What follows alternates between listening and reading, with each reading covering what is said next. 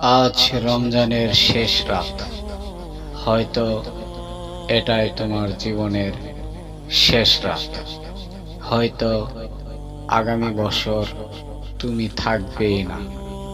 চারিদিকে নীরবতা, সবাই ঘুমিয়ে আছে, কিন্তু তুমি কি ঘুমিয়ে থাকবে?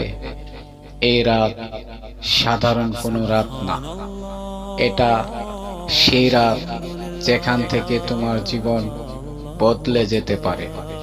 একটু ভেবে দেখো, পুরো রমজান কেটে গেল, কত নামাজ ঠিকভাবে পড়েছ, কতবার কোরআন খুলেছ, কত গুনাহ থেকে নিজেকে বাঁচাতে পেরেছ। আজ সেই হিসাব করার রাত। উঠে দাঁড়াও, ওযু করো, 2 রাকাত নামাজ পড়ো, তাহাজ্জুদের সিজদায় মাথা রেখে কেঁদে ফেলো। বলো, হে আল্লাহ, আমি ভুল করেছি, অনেক গুনাহ করেছি, কিন্তু তুমি তো দয়ালু, তুমি তো ক্ষমা করতে ভালোবাসো, আমাকে ক্ষমা করে দাও। এই কান্না, এই দোয়া তোমার ভাগ্য বদলে দিতে পারে। হয়তো এই রাতেই তোমার সব গুনাহ মাফ হয়ে যাবে।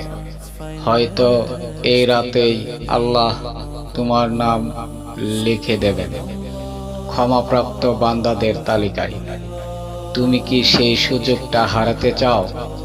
একটু কোরআন পড়ো, একটু বেশি করে দোয়া করো, নিজের জন্য, বাবা মায়ের জন্য, পুরো উম্মাহর জন্য।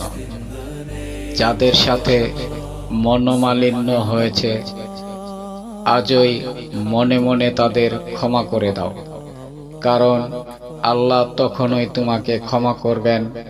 দেখো, ঈদ আসছে, কিন্তু ঈদের আসল আনন্দ তো তাদের জন্য যারা আল্লাহর কাছে ক্ষমা পেয়েছে। তুমি কি তাদের একজন হতে চাও?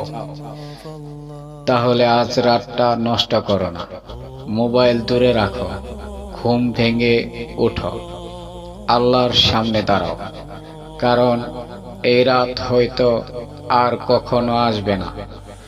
আল্লাহ আমাদের সবাইকে ক্ষমা করুন, আমাদের রমজান কবুল করুন। আমিন।